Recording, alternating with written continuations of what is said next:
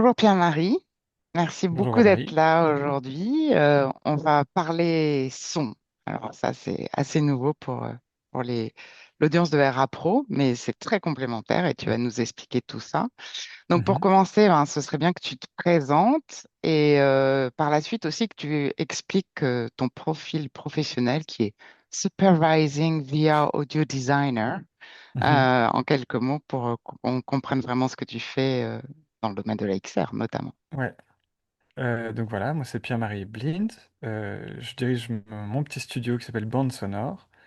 On a changé de nom tout récemment, ça va être là au début avril. Et donc je fais ce que j'appelle donc de la supervision euh, dans l'audio. Alors je l'ai en anglais parce qu'en fait on a des clients pas mal en Europe. On n'est pas juste basé en France. Parce qu'avant ça j'étais en Allemagne, puis j'étais aux Pays-Bas. Donc en fait à travers les rencontres, je travaille avec des gens jusqu'en Islande, en Suède, etc. Et donc on fait de la supervision audio, mais on fait aussi du son. Et alors d'ailleurs c'est intéressant parce que je parle de audio designer et pas de sound designer. Et ça, c'était une manière d'essayer justement de s'éloigner du fait de juste faire des sons, mais de considérer l'expérience comme un tout. Et donc, on parle d'audio. Et l'audio, c'est quoi? Ça va être la musique, la voix, le son, la technologie. Donc, parce qu'en fait, souvent, on était contacté et les gens nous disent, bah, j'ai besoin de, voilà la liste de sons, en fait. Et c'est un peu nous couper toute l'herbe sous le pied de ce qu'on peut proposer. Nous, on propose une espèce de supervision de tout ce qui va sortir des haut-parleurs.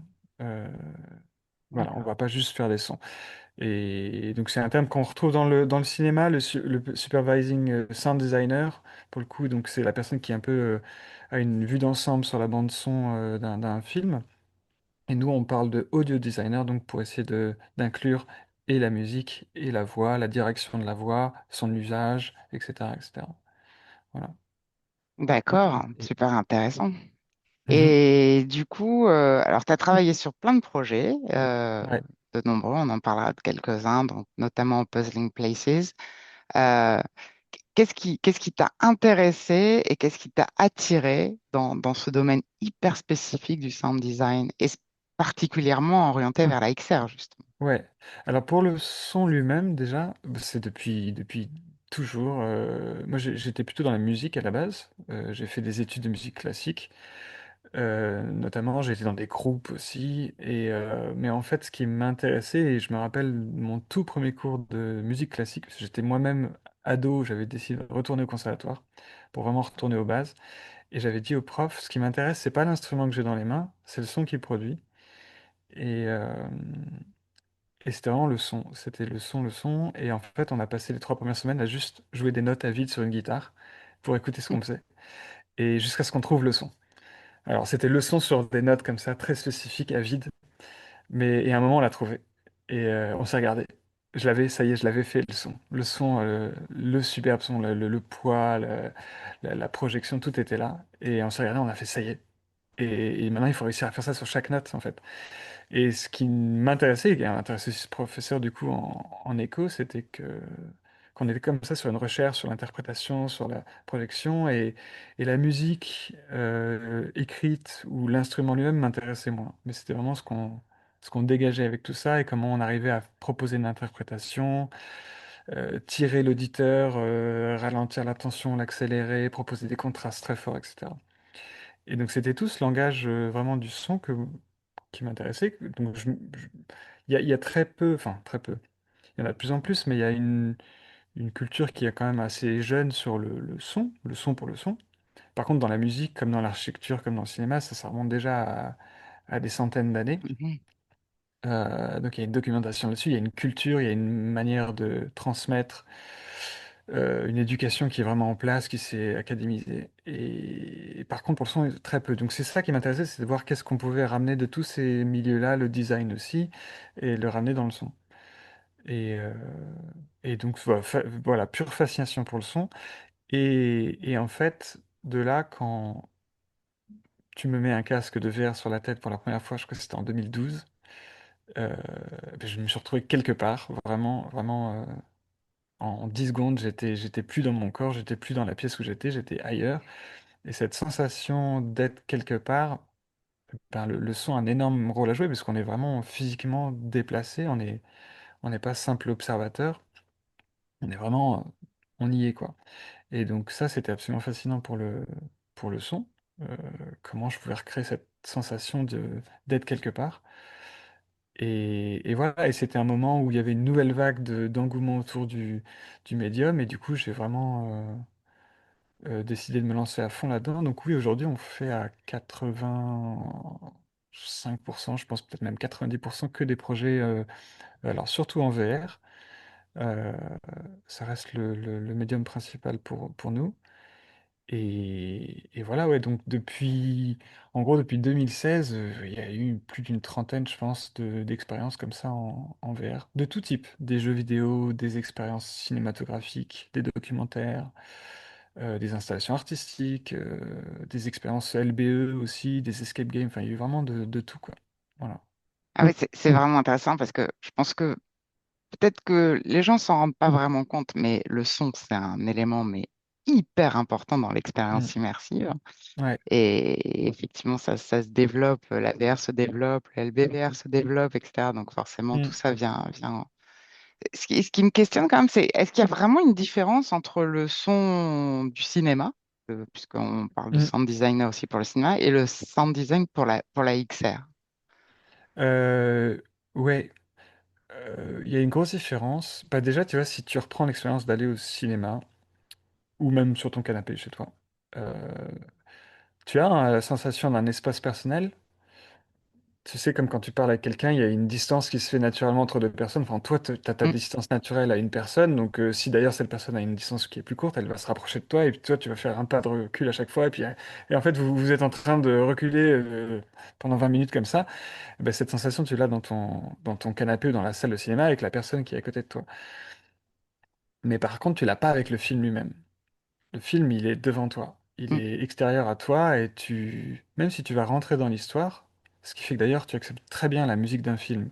La musique du film n'appartient pas au film, mais par contre, elle se connecte avec ton émotion par rapport à la narration, tout ça. Mais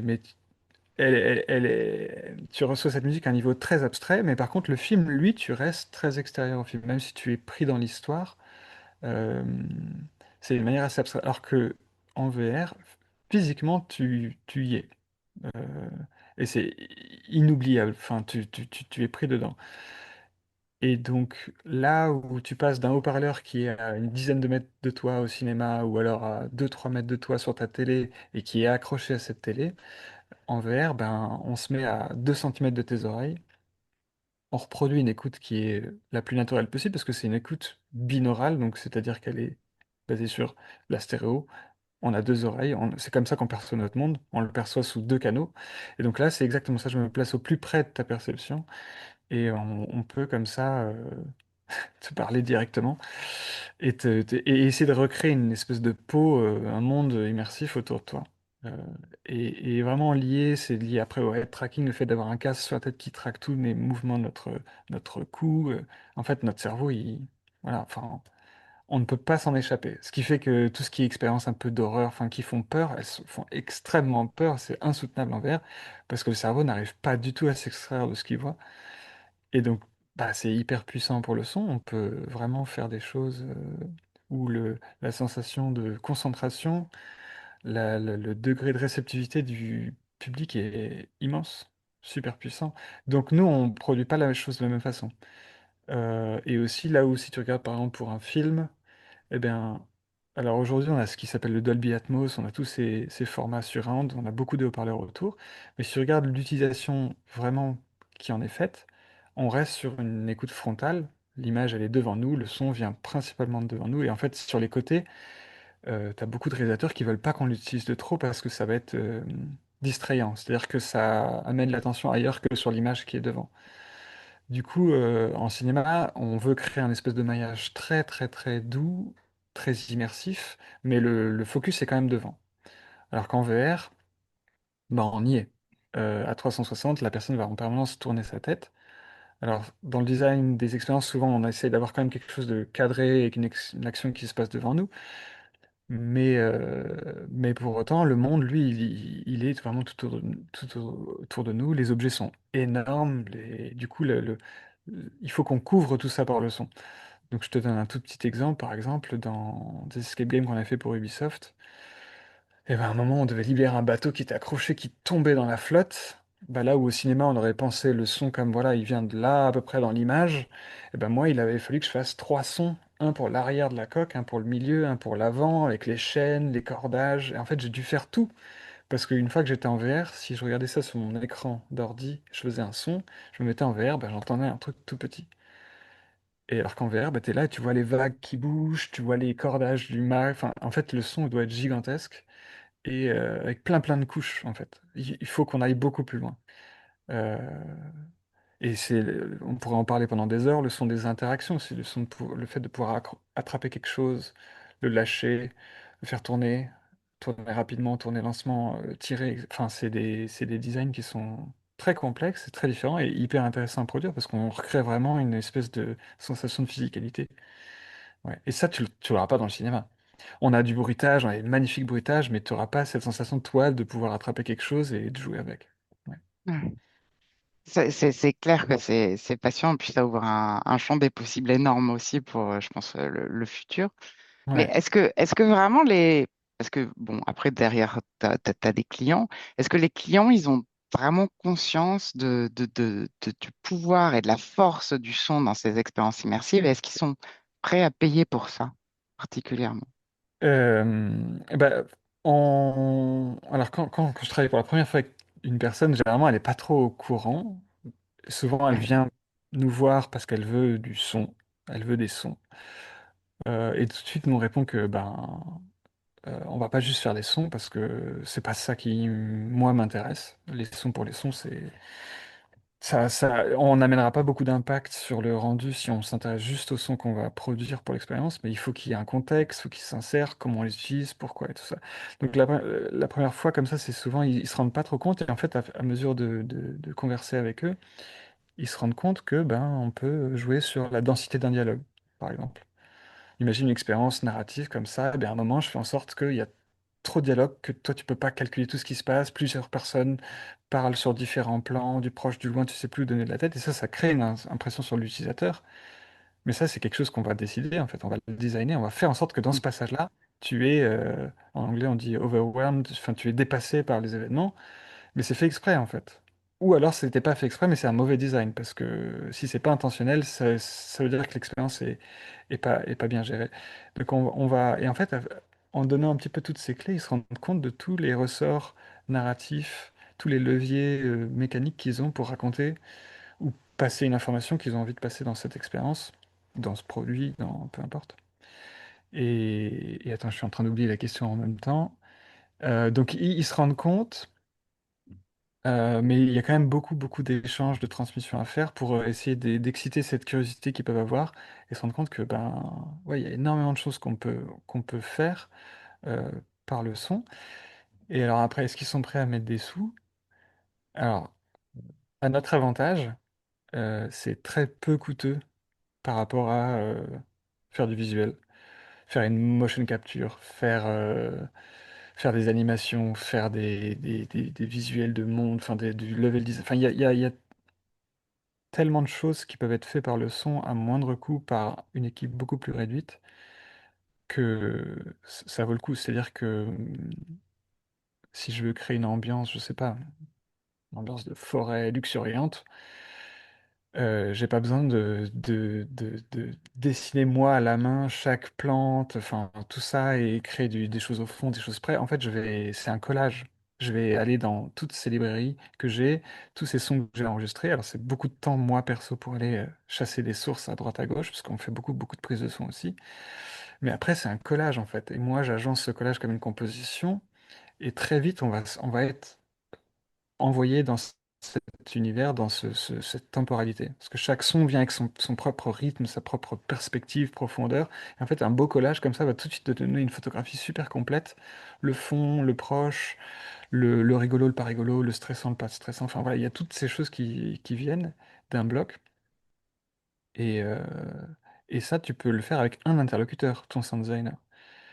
T'as pas besoin d'aller voir les gens qui vont s'occuper de la motion capture, les gens qui vont nettoyer la motion capture, les gens Oui. qui vont faire l'animation, les gens qui vont modéliser le personnage. les gens qui vont riguer le personnage. Enfin, tu vois, tu peux te dire, ouais, j'ai telle idée, j'aimerais avoir telle sensation sur le lieu, chaud, froid, lumineux, pas lumineux, etc. Inquiétant, pas inquiétant. J'ai envie que les gens aient envie d'y passer 1 heure. J'ai envie que les gens aient envie de partir au bout de 10 secondes. Tu vois, tout ça peut être fait en prototypant très rapidement par le son. Du coup, c'est économique. Donc voilà, mais il y a juste ce problème dont beaucoup de gens encore aujourd'hui savent pas trop ce qu'on peut faire avec. Euh, et ils vont jouer sur des ressorts beaucoup plus faciles comme juste utiliser la musique. Parce que la musique, tu la mets et pouf, ça te fait un wall-to-wall, enfin ça te met un bloc, ça remplit tout l'espace, ça le sature. Ça peut être intéressant pendant quelques minutes, mais au bout de quelques temps d'usage pour l'utilisateur ou ton participant, ben, il va être fatigué parce qu'il a son propre rythme à lui, qui n'est pas forcément celui de la musique. Et il va y avoir un espèce de séparation des deux, et au bout d'un moment, ça devient pénible, tu as envie de couper la musique. Donc voilà, les ressorts classiques, ça va être la musique, mettre beaucoup de voix off, et en fait, ça y est, c'est plein. Mais en fait, si on rythme la musique, la voix, le son, le silence, tout ça, déjà, tu peux créer quelque chose d'un peu plus contrasté, intéressant. Ouais. Ouais, alors intéressant, puis émotionnel aussi, si j'ai bien compris. Alors, enfin, tu as travaillé sur divers projets, tu en as nommé quelques-uns, dont GFK Memento, c'est ça? Ouais, JFK Oui. Memento, ouais. Qui était vraiment un projet où le son, justement, avait un rôle crucial. Euh, dans ce projet, ou même dans n'importe quel autre, est-ce que tu pourrais nous donner un exemple, justement, en ce qui concerne les émotions, d'un son particulier qui aurait créé une émotion, de façon à peu près homogène parmi toutes les personnes qui ont vécu l'expérience. Ouais. Euh, Ce qui est intéressant, c'est de voir que on a plusieurs projets qui sont sortis où il y a des gens qui font tu sais, des user reviews, des critiques, des journalistes qui Mm. écrivent là-dessus. Et ce qui est intéressant, c'est de voir que parfois tu fais un boulot de dingue et le son est objectivement génial, mais ils vont pas l'entendre ou ils vont pas le remarquer activement parce qu'ils sont écrasés d'informations, de choses. Et le son va jouer un rôle dans tout ça. Il va créer l'immersion, il va dire, ouais, l'expérience était incroyable, j'y étais vraiment, tout ça. Et en fait, ils vont à aucun moment mettre le doigt sur le fait que c'était le son, euh, ou le fait que tout est limpide, tout glisse, tu passes d'un lieu à un autre, tout ça. Enfin, le son a un énorme rôle à jouer, mais ils vont pas forcément s'en rendre compte. Par contre, je peux te citer des exemples où parfois, il y a on peut lire des reviews où là, pour le coup, le son est vraiment noté, mais c'est souvent des expériences beaucoup plus calmes, où il y a beaucoup moins de choses à faire, où là, du coup, on devient beaucoup plus réceptif. Et je pense que l'exemple quand même parfait pour ça, ça reste Puzzling Places. Donc c'est un jeu de puzzle photogrammétrique en VR. Alors c'est un jeu, mais c'est pas vraiment un jeu, c'est vraiment littéralement des puzzles comme ceux que tu fais à plat, sauf que ceux-là, c'est de la photogrammétrie, donc c'est des scans trois-dimensionnels de lieux, d'objets, de villes, de côtes tout entières. On a Manhattan, on a des kimonos, enfin à toutes les échelles. Ils sont cassés en plein de pièces que tu dois réassembler. Et en fait, t'as très peu de choses à faire, à part essayer de comprendre ce que tu as dans les doigts et le réassembler et d'en avoir une compréhension progressive de ah, t'as compris comment c'est, qu'est-ce que c'est que cette pièce, etc.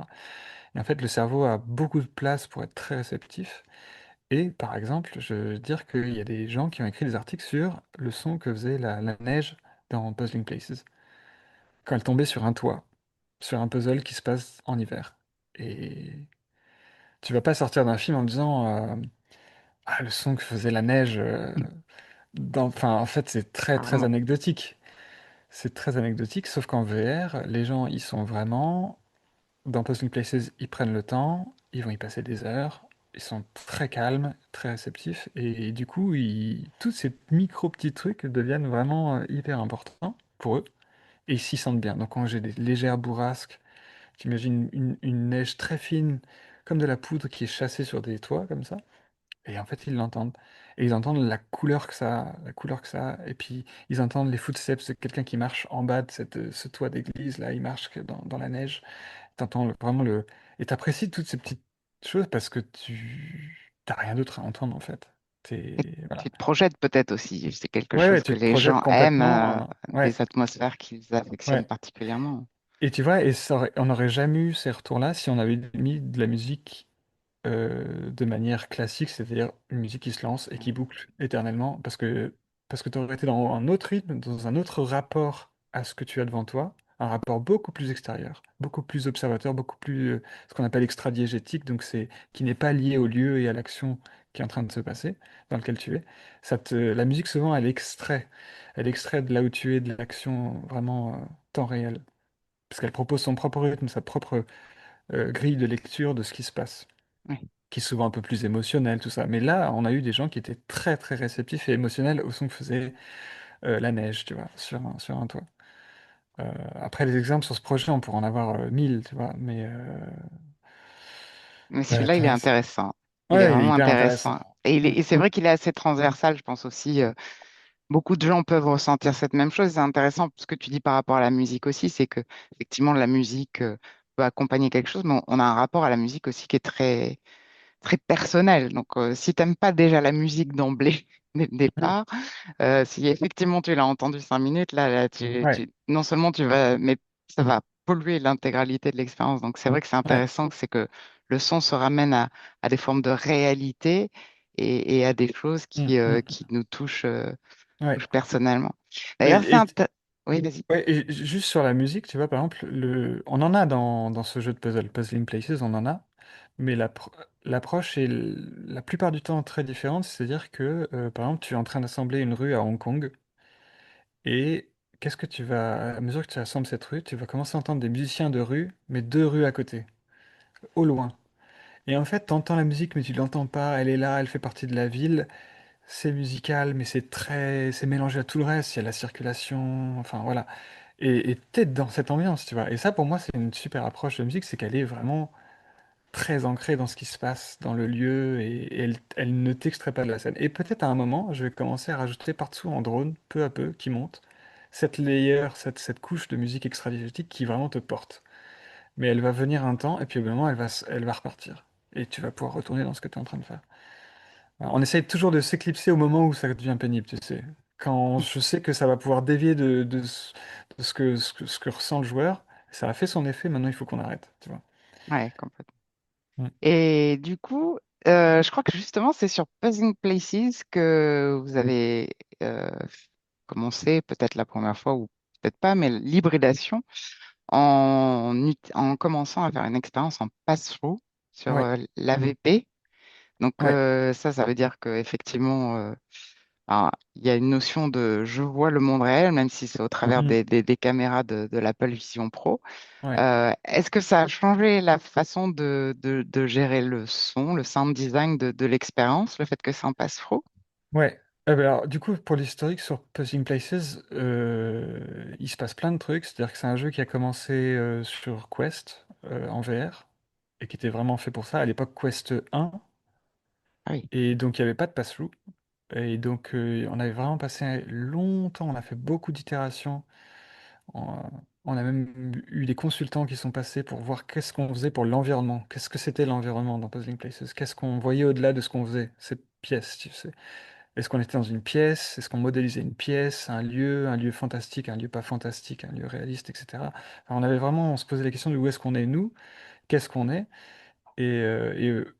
et en fait, moi, mon argument, c'était on doit faire le moins possible visuellement et la scénographie sera sonore. Et parce qu'elle pourra parler plus personnellement aux gens que si on leur impose un visuel, tu vois.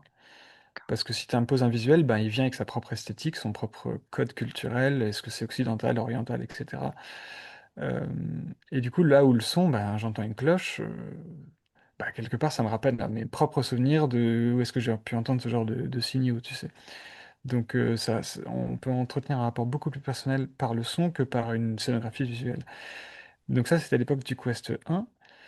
Et donc on a opté pour avoir une espèce de brouillard de couleurs assez douce, une couleur unie, tu sais, on avait dans les puzzles, c'était un ciel bleu, mais qui pouvait s'adapter suivant le puzzle, suivant est-ce que c'est le jour ou nuit ou tout ça.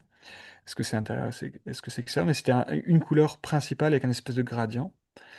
Et en fait, quand après on a eu le pass-through, déjà sur Quest 2 peut-être, ou Quest 1, je sais plus. Bah déjà, c'était un petit peu une manière que j'ai décidé à l'époque de ne pas prendre en compte. Parce que pour moi, la bonne version restait la version immersion complète, Quest, tu vois. Parce que l'image était quand même pas très belle et tout ça. Ça rajoutait beaucoup de bruit visuel.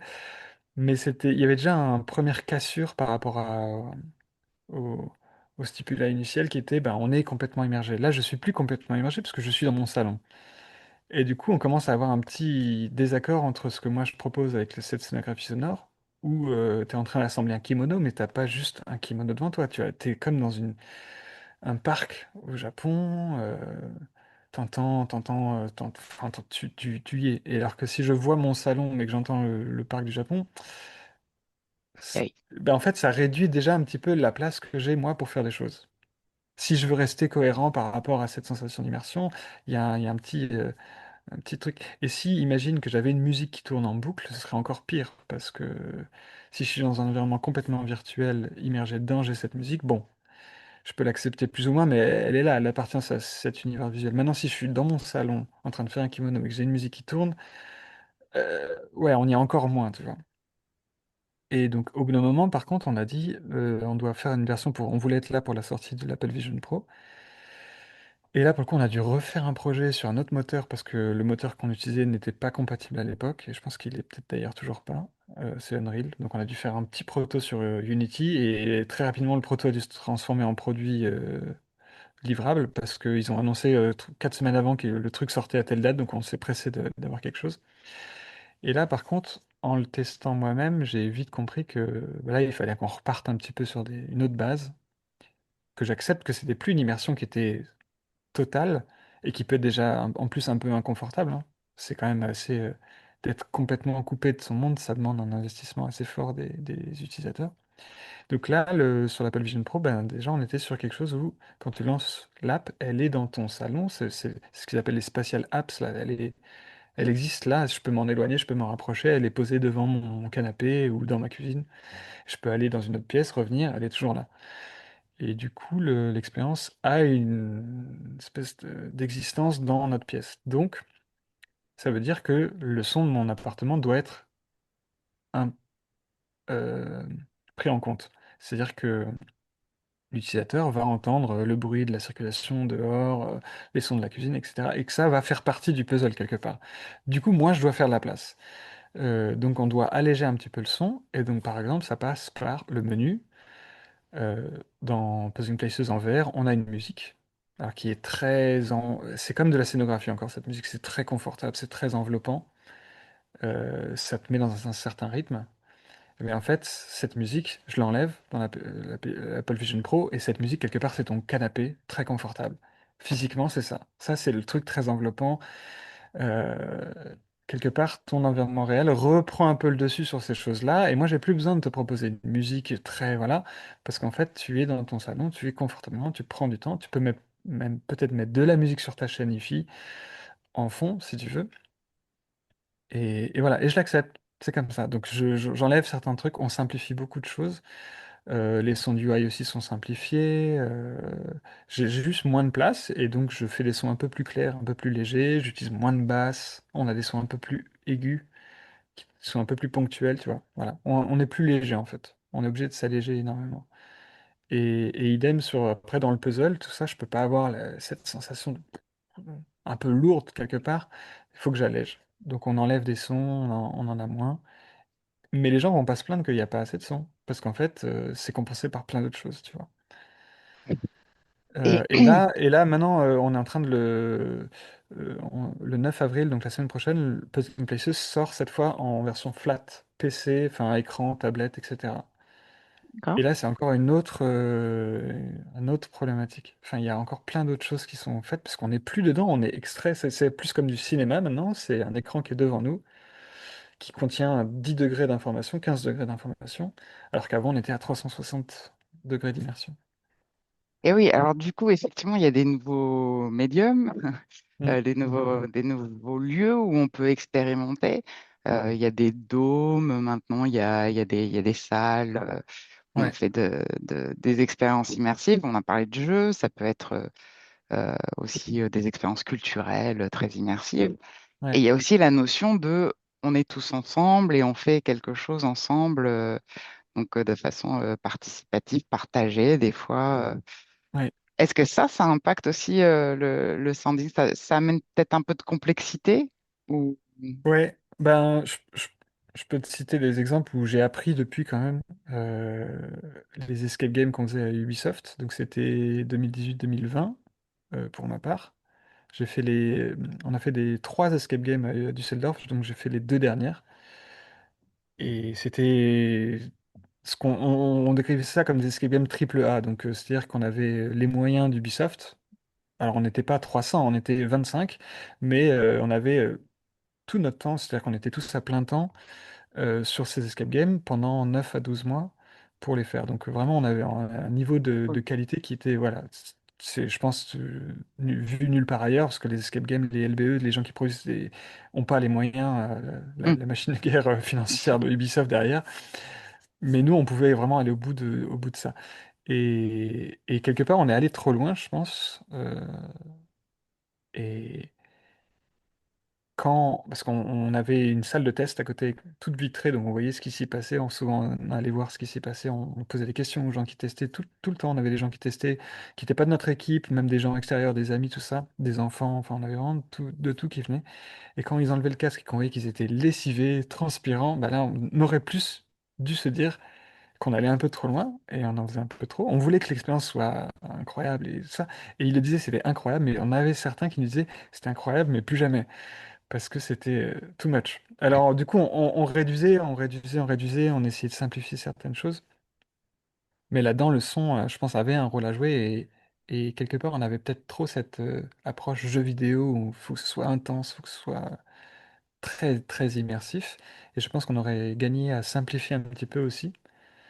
Euh, Moins de musique, moins de voix off, moins... Parce qu'en fait, il y a ce qu'on appelle le VoIP, enfin le voice chat. C'est-à-dire que dans nos escape games, ça se jouait à plusieurs. On avait un avatar complet, ce qu'on appelait un full body avatar. Et donc tu pouvais le choisir. Et tes amis étaient là et ils avaient aussi leur avatar. Et quand ils parlaient, ben, j'entendais leur voix qui était accrochée à l'avatar, vraiment. Et vu qu'on avait des casques assez isolants, enfin, tu étais vraiment dans cet univers virtuel. Et en fait, il y a un degré de plaisir à parler avec ses amis dans ces environnements qui reproduisent un peu la réalité, parce qu'il y a la notion d'éloignement. Je peux me rapprocher d'une personne pour lui dire un peu quelque chose moins fort que les autres n'entendront pas parce qu'ils sont plus loin. Si je me retourne, tu m'entends moins parce qu'il y a plus d'écho. Si je me tourne vers toi, c'est plus focus. Enfin, on reproduit un petit peu tous les principes acoustiques de la vraie vie. Et en fait, les gens adorent ça. Et on peut les laisser, on aurait pu faire beaucoup moins de sons, beaucoup moins de musique, beaucoup moins de voix off, juste les laisser s'amuser à hurler dans l'écho. Ça, on avait des gens comme ça qui arrivaient dans une grande salle et d'un coup ils se mettaient à hurler juste pour entendre l'écho. Et puis balancer des objets puis les entendre tomber 15 mètres plus loin et se fracasser ou tomber dans la flotte. Donc ouais, je pense sur tout ce qui est multijoueur, il faut vraiment laisser énormément de place aux participants pour créer leur propre espace sonore, leurs propres activités, et voir un petit peu à quoi ils sont le plus réceptifs, qu'est-ce qu'ils aiment particulièrement, et ils aiment particulièrement s'entendre les uns les autres, pour pouvoir continuer à partager ce plaisir qu'ils ont d'interaction. Ouais, Oui, et c'est là où on voit que les casques quand même sont vraiment nécessaires aussi parce que les gens ont tendance à parler beaucoup dans les expériences, ne ouais, serait-ce que certains ont peur, d'autres sont incertains, d'autres ouais, ont besoin de se rassurer. C'est vrai, je me rends compte que souvent les gens parlent beaucoup, beaucoup pendant les... Donc le casque est essentiel, je pense, dans ouais, ces expériences. ouais. Euh, du coup, là, on parle vraiment d'expérience utilisateur, mais vous êtes quand même des techniciens, des gens qui façonnez un peu le son immersif. Aujourd'hui, tu penses que c'est quoi les principaux défis que vous avez et est-ce que les outils aujourd'hui dont tu peux nous parler un petit peu, hein, peut-être que vous utilisez, suivent un peu les évolutions et les défis que vous avez? Il y a un vrai support de l'industrie matérielle ou pas? Oui, oui et non. Alors, pour le positif, alors sur ce qui est expérience interactive, pour le coup là ça va très bien, la technologie est vraiment super. Elle évolue au bon rythme, c'est-à-dire on a le temps de prendre en compte les nouveautés et tout ça. Euh, c'est un boulot en soi, hein, d'être un petit peu, faire de la veille technologique sur tout ça, parce qu'il se passe Oui, beaucoup de choses, mais donc ça avance au bon rythme, ça va dans la bonne direction aussi, parce que par exemple on a des formats ce qu'on appelle ambisonique, donc format immersif Dolby Atmos. Cette oui, façon qu'on a maintenant de pouvoir écouter un même mixage aussi bien sur son téléphone, donc c'est-à-dire sur un haut-parleur, qu'au casque en stéréo, que sur des enceintes surround, que au cinéma. Donc tout ça, il y a une espèce de matrissage automatique qui est fait. Dolby est un des acteurs principaux, mais Dolby a aussi décidé de vraiment rendre tout ça propriétaire et inaccessible. Et du coup, c'est très peu ouvert et c'est un peu contraignant. Et par exemple, on a, je crois que c'est Google et Samsung, et peut-être même Meta, se sont mis d'accord pour créer un nouveau format open source pour ça. Et donc disponible gratuitement, libre pour tout le monde et qui est comme ça continuellement développé. Donc là-dessus, il se passe des choses super intéressantes. Côté interactivité, on a aussi ce qu'on appelle des moteurs son. Alors les plus connus sont Fmod et Wise notamment. Ce qui donne énormément de liberté aux designers sonores pour faire des choses, prototyper et les montrer sans avoir à passer trop par les contraintes techniques de la programmation. Du moins, ça simplifie énormément le travail du programmeur. C'est-à-dire qu'on a juste besoin de s'accrocher à un endroit dans son code. On lui dit, bah voilà, à tel endroit, tu me lances telle chose. Et cette chose-là, ce point d'accroche, va pouvoir faire énormément de choses pour moi. Alors, en fait, j'en fais ce que je veux après. Je peux lancer les sons, en arrêter d'autres, changer le mixage, moduler des choses. Donc ça a simplifié énormément la relation avec les programmeurs. Parce qu'il y a encore peut-être 15 ans de ça, ce qui se passait, c'est que on nous donnait une liste de sons à faire, on faisait les sons, on les donnait aux programmeurs, et c'est le programmeur qui les implémentait. D'accord. Et qui, malgré lui, aussi les mixait. Enfin, parfois, il pouvait changer un petit peu la valeur de certains trucs. Le problème, c'est que le programmeur, souvent, n'était pas tellement au courant de comment c'était censé jouer, donc il n'était pas en mesure de faire le QA, donc le test, de dire valider bah, telle chose marche. Euh, En fait, ce qui marchait pas, souvent on l'entendait pas, donc on n'était pas capable de dire que ça marchait pas. Là où un truc visuel qui marche pas, on voit visuellement que ça ne marche pas. Le son, si c'est pas là, on ne sait pas que ça manque. Et ben en fait, tout ça, ça a permis de ramener un petit peu la prise en main côté designer sonore. Il a juste besoin de faire ses accroches avec son programmeur, ce qui est très simple, et après, il peut lui-même itérer, se rendre compte, mixer. Et donc, on a maintenant vraiment la main dessus, on peut faire des choses incroyables avec très peu de support code. Et vraiment, ces moteurs ont permis énormément de choses. Enfin, on a un degré, il y a encore, ouais, il y a 15 ans, t'écoutais des trucs, c'était un peu rude au niveau du son. Aujourd'hui, tu peux avoir des choses extrêmement bien tuilées les unes aux autres, voilà, où le son Mhm. est... On n'entend plus la technique, en fait. Euh, on entend ce qui était les intentions premières, il n'y a plus de contraintes. Ouais. Mais, Euh, je crois qu'il y alors, avait un non, mais. oui, oui, sur la partie qui va pas trop, c'est plus sur toute la partie linéaire, donc ce qui était vidéo 360 notamment. Ok. Qui a été vraiment poussé par Facebook et Google dans les années jusqu'à 2018-2019, peut-être même 2020. Mais en fait, ils ont complètement abandonné la technologie et on a des outils qui sont maintenus par des particuliers maintenant. Et ça, c'est très difficile. Euh, Ça reviendra peut-être, je sais pas. Mais aujourd'hui, par exemple, de faire une vidéo 360 avec vraiment un bon son, avec cette notion de headlocked et non headlocked. Enfin, on a différentes façons de faire du son en vidéo 360, d'accrocher les sons ou pas à une scène. Bah, c'est devenu assez complexe et pour beaucoup de gens, quasiment inaccessible en fait, parce qu'il faut avoir accès à des outils qui sont maintenus par des particuliers, ouvrir des librairies soi-même, enfin, c'est pas simple. Alors que ça l'a D'accord. été beaucoup plus il y a 3-4 ans. Ouais. Et du coup, tu fais aussi des projets de recherche, donc Ouais. peut-être pour complémenter ça. Alors, c'est pas que les outils, mais c'est aussi le son Mm. lui-même. Ouais. Je crois que ça s'appelle The Listener's Lexicon, auquel Ouais. tu participes. Tu vas peut-être Bah, c'est même nous- pas que je parle, c'est moi qui ai lancé le truc c'est il y a carrément toi très qui l'as longtemps. lancé. Ouais, ouais, en 2010, fin 2017, donc c'était il y a 9 ans, bientôt 9 ans, non, ça fait 8 ans et demi. Et, et d'ailleurs, là, je dois retourner vers un centre de recherche enfin, je suis en contact avec un centre de recherche depuis très longtemps. Ils adorent le projet, je leur ai remontré là récemment et ils sont encore plus motivés pour essayer de voir comment on pourrait peut-être collaborer sur un projet de recherche. Donc à voir. Mais Mais qu'est-ce que c'est? ouais, alors qu'est-ce que c'est? Ben, ça part, bah, c'est exactement le même problème que quand tu commences à travailler avec quelqu'un qui a jamais travaillé avec nous. C'est-à-dire qu'ils se rendent pas compte de ce qu'on peut faire et ils n'ont pas les mots aussi pour décrire ce qu'ils veulent. Le son, le vocabulaire autour de décrire ce qu'on ce qu'on veut entendre, ou faire des retours sur le son, c'est vraiment très difficile. On a des termes pour le visuel, on en a beaucoup, beaucoup, qu'on utilise dans le langage courant. On a des termes pour la musique, même si c'est déjà un peu plus difficile. Mais alors pour le son, c'est un truc, on n'écoute pas le son pour le son. Le son est toujours là pour nous donner une information dans la vie de tous les jours, donc on s'intéresse jamais. On en Mm. récupère l'information et puis ça s'arrête là.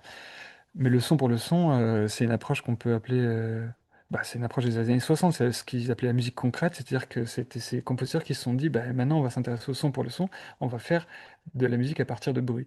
Et ils ont écrit des bouquins énormes.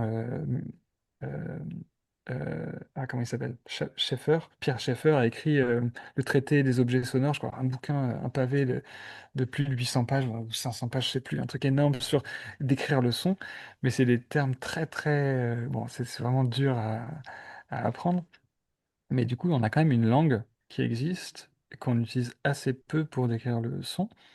Et moi, dans mon métier, quand je cherche des sons, ou que j'essaye de décrire mes propres sons, mes enregistrements, et c'est hyper important qu'on ait des mots-clés, des métadatas pour les retrouver. D'accord. Parce que par exemple, je cherche un son de feu, mais je veux pas n'importe quel son de feu. Je veux un son je veux un feu qui sputter, qui flicker, qui crackle, il y a énormément de termes en fait pour décrire un feu ou de l'eau ou du vent, etc. Et nous, dans nos bases de données, elles sont en anglais la plupart du temps. Parce qu'on est sur un marché international. Si je voulais vendre des sons à d'autres gens ou les partager, ben, il se peut que Non. ces gens-là soient hollandais ou danois ou anglais. Donc, il vaut mieux qu'on communique en anglais. Donc, il y a un énorme problème pour tous les non anglophones, mais même pour les anglophones eux-mêmes, c'est-à-dire qu'ils connaissent pas forcément très bien leur propre vocabulaire pour décrire le son.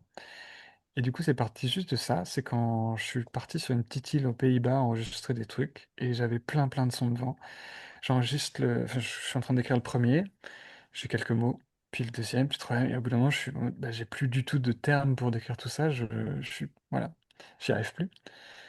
Et donc j'ai commencé à lister un peu les sons de vent, de pluie, tout ça. Et là, à la main, parce que c'est vraiment fait de manière très artisanale, je suis arrivé à 586 mots, je crois maintenant. Donc il y a tout. Il y a là-dedans, il y a les sons de vocabulaire, de la voix, je veux dire, tous les types de rires. Et on en a tout plein. Euh, alors en français, je saurais pas te dire, mais on a vraiment énormément de termes pour savoir un petit peu l'état d'esprit de la personne qui est en train de rigoler. Est-ce qu'elle se moque? Est-ce qu'elle se moque pas? Est-ce qu'elle est timide? Est-ce qu'elle est polie? Enfin voilà, il y a tout. On a énormément de termes pour ça. Donc ça peut servir derrière à plein de gens. Ça peut servir à des gens qui font de la prise de son, des gens qui utilisent des prises de son, des gens qui sont des directeurs de comédiens pour de la voix, pour du théâtre, pour de la projection de la voix. Euh, et c'est intéressant parce qu'il se passe des trucs. Tu te rends compte que par exemple pour décrire des animaux, ben, on a énormément de termes pour les chats et les chiens, qui sont en fait les deux animaux dans notre société avec lesquels on a le plus d'échanges. J'en ai beaucoup moins pour les vaches. Alors je pense que les vaches ont un registre vocal qui est quand même plus limité, mais on a peut-être deux, trois mots, tu vois, pour les vaches. Pas plus, alors que pour le chien, on en a plus je pense, une quinzaine, une D'accord. douzaine peut-être.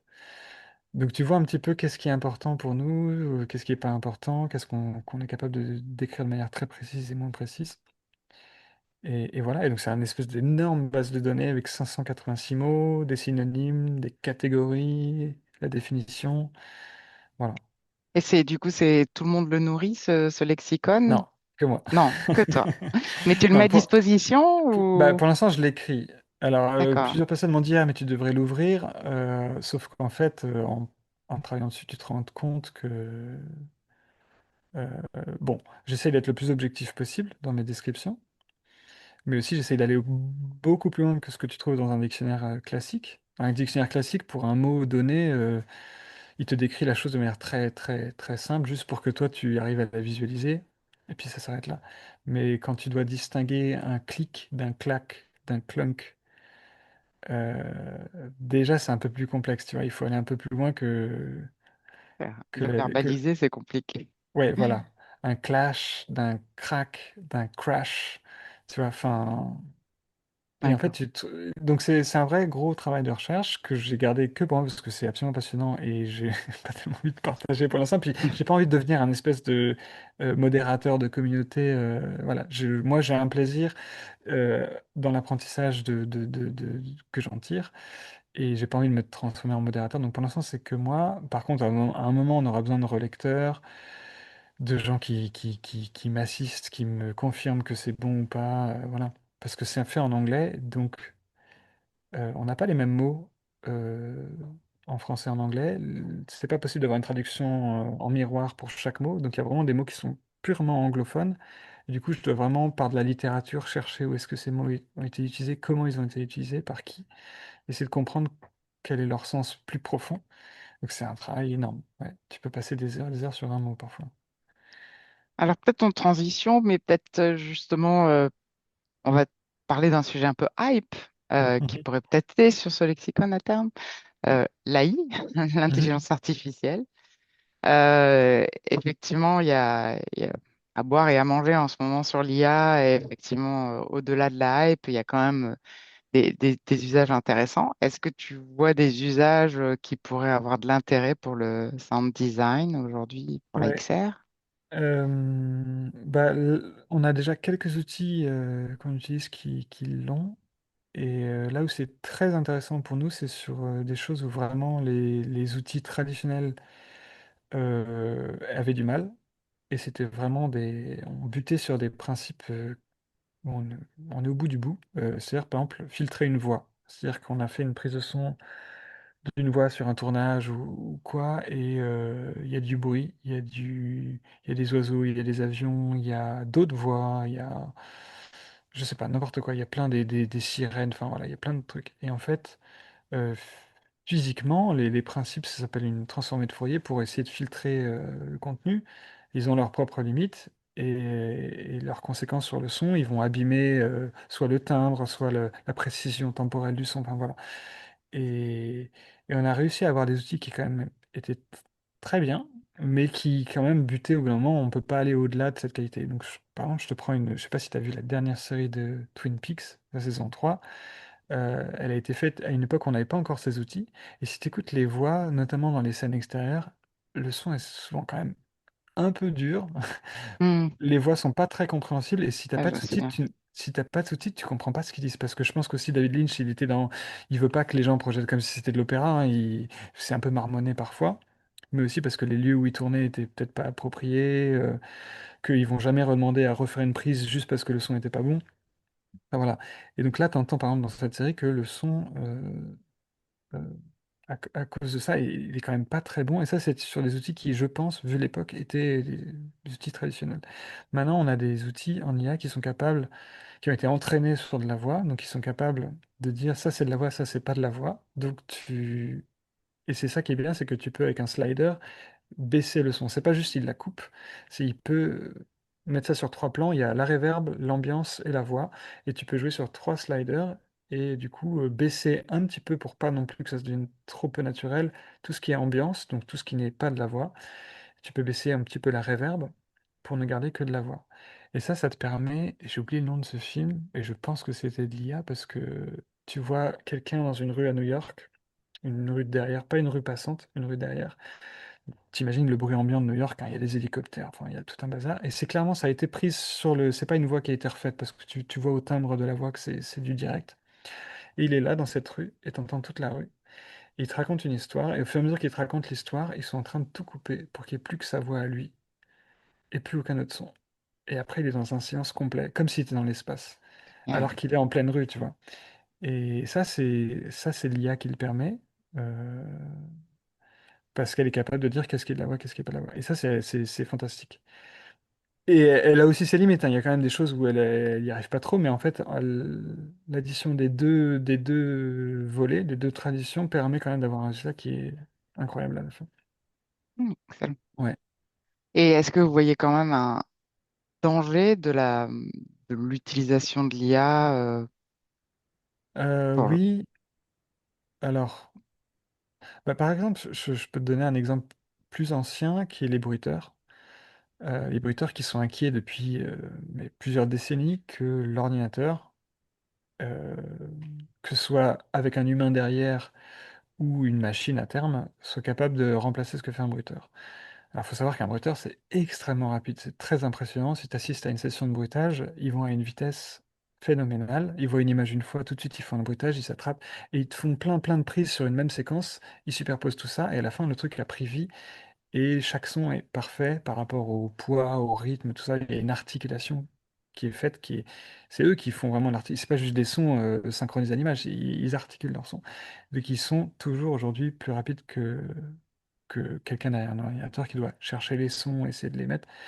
Mais maintenant, là où l'IA est capable de dire sur une image, bah, je vois quelqu'un qui marche, et je sais que... Ou alors on lui dit, bah, il marche sur le gravier, donc tu vas me faire des sons de gravier. Elle est capable de mettre ces sons et de les mettre en synchro, mais par contre, elle n'est pas capable d'avoir l'articulation. Donc l'espèce de vraiment de sensation que tel personnage est un bon personnage, tel personnage est un méchant personnage, Oui. euh, tel personnage est pressé, stressé, tel autre personnage ne l'est pas, ça elle n'est pas capable de le dire. Peut-être qu'à terme on pourrait lui dire par des prompts, mais c'est à nouveau là où on perdrait du temps. Mm. Le bruiteur, il regarde l'image, il l'a compris. En 2 secondes, il a compris l'image.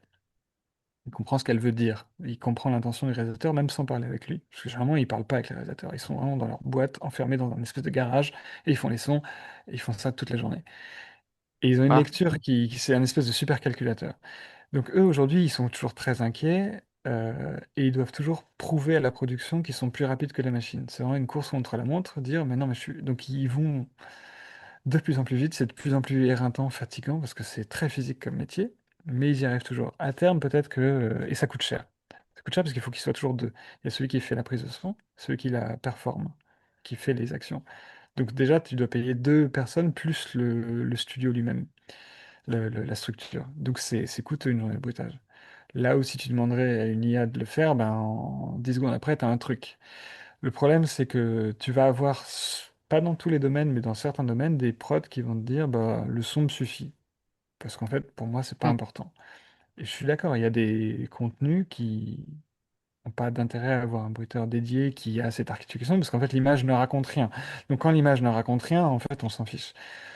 Mais là où c'est problématique, c'est que ça va quand même limiter les entrées de travail pour les gens qui débutent plus. Donc, qui étaient tu vois, on débute tous, nos premiers contrats sont avec des gens donc les intentions sont moins hautes, les budgets sont plus bas, enfin voilà. Et en fait, c'est exactement ces gens-là qui vont de plus en plus se tourner vers des procédés automatisés et du coup ne pas donner leur première chance aux nouveaux, qui du coup n'ont pas matière à apprendre, à progresser et à monter et à faire de nouvelles rencontres jusqu'à atteindre des projets qui ont des plus gros budgets où là, l'image veut vraiment raconter quelque chose. Voilà, donc on va avoir un problème de recrutement, je pense, et de formation à terme. Mais alors, Euh, du coup, qu'est-ce que tu dirais, parce qu'il doit y en avoir quand même des petits jeunes qui sont en train de faire des études de sound design, qui se disent, waouh, le sound design dans la XR, après t'avoir écouté, ça a l'air trop bien. Tu aurais des conseils à leur donner, du coup, pour progresser ouais, dans cette voie? bah déjà, ils sont très nombreux.